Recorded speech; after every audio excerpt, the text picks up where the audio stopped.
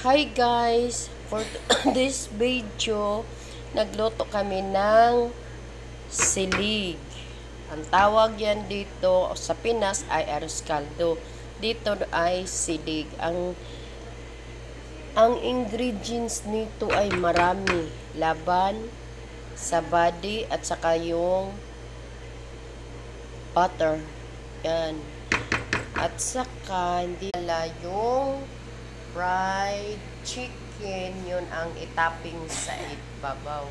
At saka isang barangay na sibuyas, fried sibuyas din to mga ka-idol. Yan.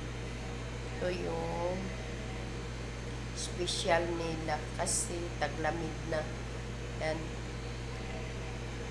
Luto na sila ng lugaw-lugaw. Kung sa atin ay lugaw laban. Yan. Saka ganun. Halo-halo ng pagkatapos ay tapos na. Thank you for watching.